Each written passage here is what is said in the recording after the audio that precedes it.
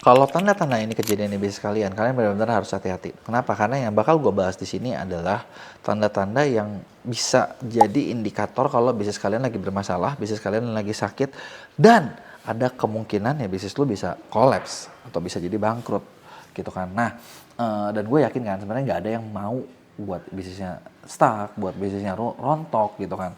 Ya pasti nggak ada yang mau dong. Tapi sebenarnya gini, meskipun nggak ada yang mau, tapi banyak banget kayak business owner mau seller ataupun lo bikin bahkan yang produsen sekalipun gitu, lo kebayang gak sih kayak di kelas Skritex ya, Skritex aja bisa jatuh ya gara-gara banyak hal kan, maksud gua kan. Nah, tanda-tandanya apa aja sih gitu lah. Ini sesuatu yang lo perlu tahu, lo perlu cek, jangan sampai kayak bisnis lu tuh sebenarnya tanda-tandanya udah ada, gejalanya udah ada gitu kan. Ibaratnya orang kan sakit nggak mungkin langsung mati ya, tapi ada gejala-gejalanya dulu nih. Nah, ketika ada gejala-gejala ini gitu kan, jangan lu harus langsung take action biar bisnis lu bisa benar-benar survive. Nah, tanda-tandanya seperti apa? Sebelum gue mulai, buat kalian baru nonton, jangan lupa buat klik tombol subscribe-nya dan aktifin lonceng notifikasinya ya. Yuk kita mulai. Jadi gini, yang pertama, biasanya adalah masalah pertama ini sebenarnya masalah yang paling kayak kelihatannya sepele tapi paling penting, paling krusial, paling mematikan. Maksudnya apa? Maksudnya adalah yang pertama adalah ketika bisnis lo omsetnya naik tapi uangnya nggak ada. Nah ini lu benar-benar perlu hati-hati karena masalah di finance ini penting gitu kan. Masalah ini penting. Gue juga pernah ngalamin. Gue pernah ngalamin pribadi ya. Jadi kayak penjualan gede, tapi kok rekening gue nggak ada gitu. Bahkan gue pernah sampai mau stok barang aja gue nggak punya duit. Gue mau stok barang gue nggak punya duit sampai kayak anjir ini duit kemana nih? Uangnya kemana nih gitu kan. Nah ini kalau lo masuk ke sini gitu kan, artinya di financial kalian masuk blind spot gitu kan. Nah, apa nih penyebabnya? Penyebabnya bisa jadi macam-macam. Satu misalnya gini, lu dapat ledakan orderan, ordernya benar-benar meledak gitu kan. Dan kalau di e-commerce kita kan duitnya nggak terima langsung ya, kita bisa nunggu seminggu 2 minggu gitu kan paymentnya. Bukan payment sih, pembeli bayar langsung tapi kan nunggu barang nyampe ya kan. Dan ledakan orderan ini naik tapi bukan sekali doang, tapi agak lama nih gitu kan. Ini kayak sebenarnya ini adalah bisa dibilang happy problem, masalah tapi gue happy gitu kan, bener nggak? Gitu. Sebenarnya kalau happy problem ini simple, solusinya simple banget. Lo benar-benar butuh sumber pendanaan. Lo benar-benar butuh sumber pendanaan, dan sebenarnya ya kalau lo lagi ngalamin ini dan barang lo bagus, lo kena happy problem, gue punya solusinya. Gue kerjasama sama satu perusahaan Singapura di mana dia bisa menginvestkan dan sistemnya GMV sharing. Jadi diinvestin, lo bisa dapat sampai 180% dari omset. Lo bayangin dah. Jadi kayak lo punya omset berapa? 1 miliar, lo bisa dapat funding sampai 1,8 M. Enak banget kan. Udah ada beberapa brand masuk dan mereka cukup puas gitu ya. Nanti kalau yang mau lo boleh tulis di komen penasaran gimana caranya. Nah tapi gini, nggak cuma happy problem nih. Banyak juga gini, omset naik tapi duit nggak ada. Nah ini yang bad problem. Bukan happy, set problem gitu. Kalau happy sih oke. Kalau set ini yang repot gitu kan. Ya itu ketika lu keluar uang banyak tapi lu nggak tahu buat apa. Misalnya biasa ini sering banyak kejadian ketika kita lagi mau ekspansi. Kita lagi mau growth, keluar duitnya banyak. Tapi karena kita nggak tahu buat apa. Untung apa rugi. Ke-tracking apa enggak. Kecek apa enggak. Gitu. Misalnya apa? Contoh gini, ini pengalaman pribadi gue. Misalnya gue pengen ekspansi ke kota lain, gue bikin kantor cabang di situ. Nah itu kan pertama gue udah keluar duit, biaya sewa, tambahan karyawan, ongkos segala macam. Dan kalau ke tracking, oke. Kalau nggak ke tracking, bentar. Ini cabang baru ini menguntungkan apa merugikan sih? Kok kayak cabang baru ini nggak membawa ini ya, tapi beban terus ya, gitu. Nah itu repot. Atau kedua, nah ini biasanya lebih bodoh lagi nih. Sebagai owner, gitu ya, sebagai owner, lu lagi overspend. Lu lagi belanja keluar banyak kebutuhan pribadi yang sebenarnya nggak penting. Nah itu repot. Atau lu lagi punya bad investment.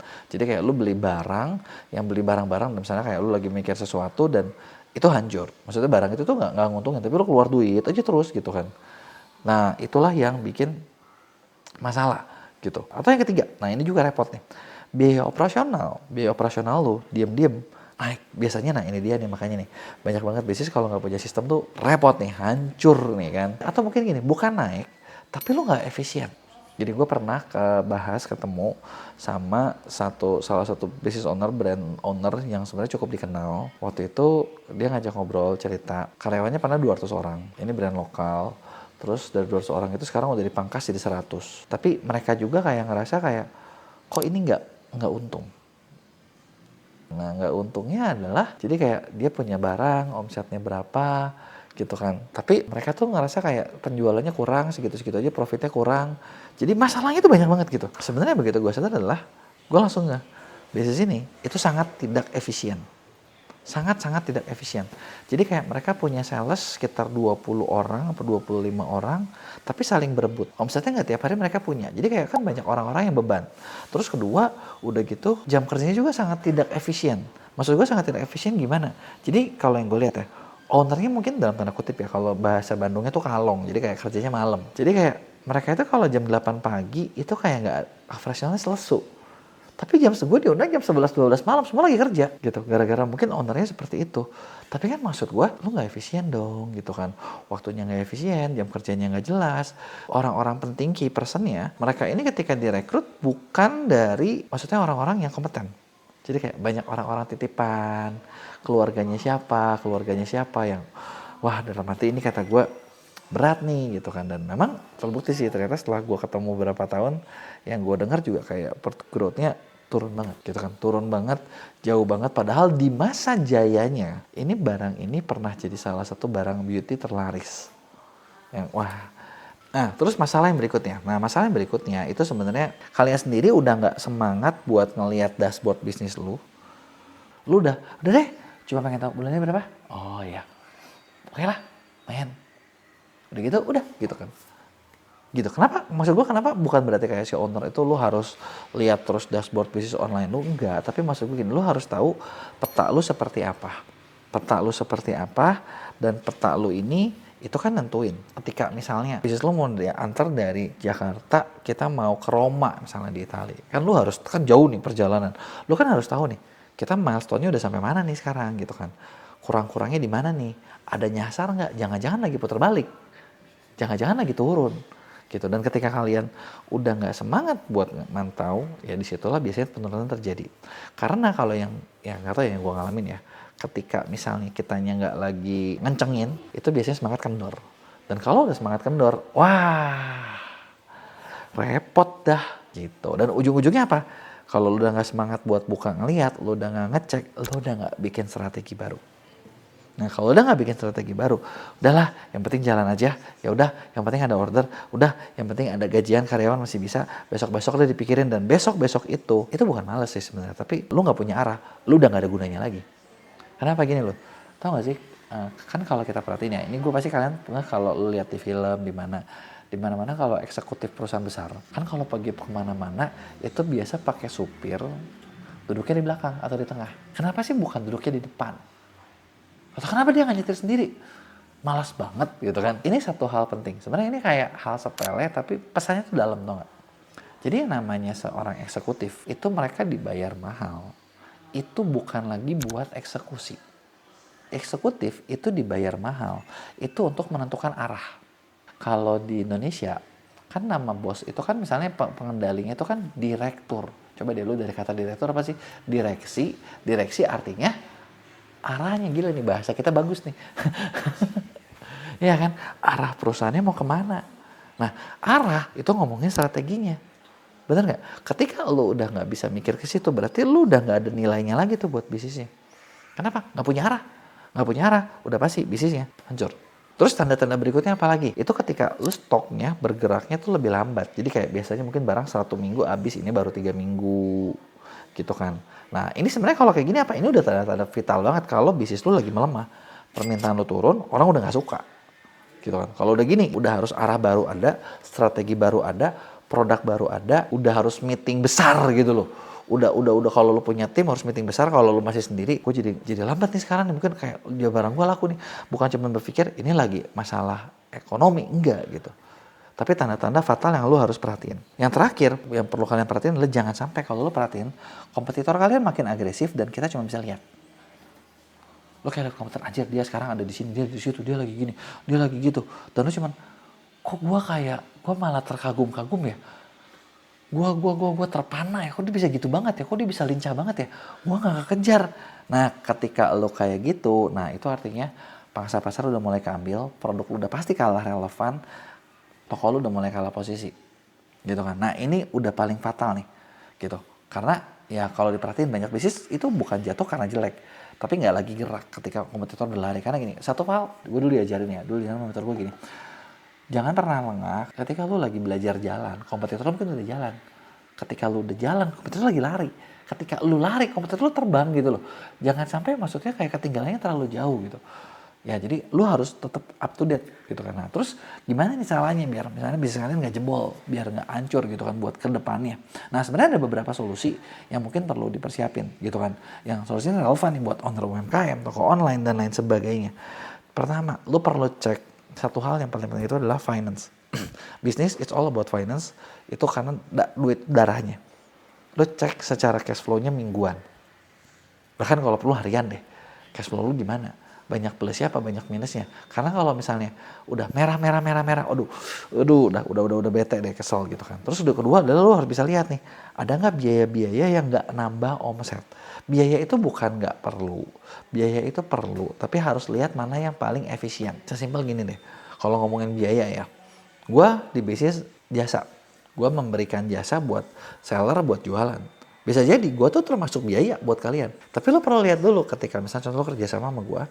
Nah, yang gue kasih apa nih gitu loh. Apakah ada value-nya, apakah bisa bikin lo semakin cepat, atau bisa lo bikin seperti apa. Nah, kalau itu semakin cepat lo pertahankan. Tapi kalau bahkan lo kerja sama gue, tapi gue tuh gak ada value-nya buat lo, ya lo pangkas gue. Dan banyak bisnis kadang bisa jadi gini, biaya yang gak nambah omset itu apa? Banyak juga gini, beban di orang. Nah, gue sering banget tuh ketemu bisnis yang kayak gitu. Dia punya timnya udah misalnya kayak udah berapa belas orang, udah 20-30 orang, ngerasa itu tim udah bagus, padahal itu tim nggak berguna.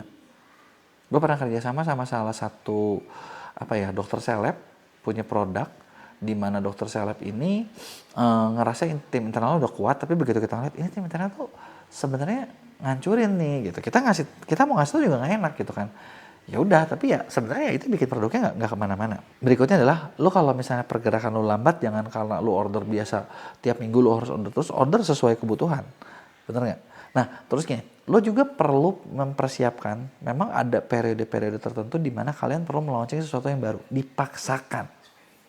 Harus memaksakan untuk melaunching sesuatu yang baru atau bereksperimen untuk membuat sesuatu inovasi. Karena kalau bisnis nggak ada inovasi, bisnis lo nggak ada artinya, gitu kan. Dan jangan lupa buat bener-bener lihat data dibandingin perasaan. Karena gini, kalau ngomongin data gitu kan, gue juga sering ketemu kayak, oh ini orang-orang yang gue tahu nih kayaknya baik nih, tapi kok angkanya jelek ya. Ya kalau udah angkanya jelek ya sorry to say gitu, gue nggak bisa ngapa-ngapain gitu kan. Dan lu perlu review bisnis lu secara per periode, terserah mau seminggu sekali, mau sebulan sekali, tapi harus direview terus gitu. Jangan sampai ada udah ibaratnya orang udah rame baru kita sadar. Dan yang namanya bisnis itu bisa selamat kalau ownernya peka. Kalau ownernya nggak peka, udah deh, repot. Banyak masalah yang bakal kejadian dan kompetitor makin lama makin sadis. Jadi itu dia tadi beberapa tanda-tanda yang gue sering temuin dan beberapa solusinya. Gitu kan. Nah kalau mungkin kalian lagi ngalamin, atau mungkin kalian ngerasa bisnis kalian lagi turun, nah mungkin kita bisa bantu cekin secara lebih luas. Karena kita punya program pendampingan ordal, di mana di sini gue udah nyiapin tim konsultan buat ngecekin, buat nganalisain, buat ngeliat dari blind spot yang kalian nggak kepikiran. Dan rata-rata dari klien kita yang udah masuk sama kita satu project 3 bulan sampai 6 bulan buat memperbaiki, dan 80% itu omsetnya growth, targetnya nyampe. Gitu. Jadi buat lo yang mau cobain, buat lo yang pengen dapat lebih cepat gitu. Yang pasti gini lah, kalau ditanya, itu pasti murah nggak? Nggak murah sih. Jujur gue bilang nggak murah sih. Tapi kalau lo tanya bervalue nggak, ya bervalue. Karena nggak mungkin kalau 80% klien kita achieve target. Gitu kan, bener nggak? Dan bisa nggak lo lakukan sendiri? Bisa, tapi mungkin jauh lebih lama. Tinggal lo mau cepet apa enggak. Karena kalau gue sendiri, gue termasuk orang yang kalau misalnya gue tahu cara cepatnya gitu kan, meskipun harus bayar, mendingan gue bayar.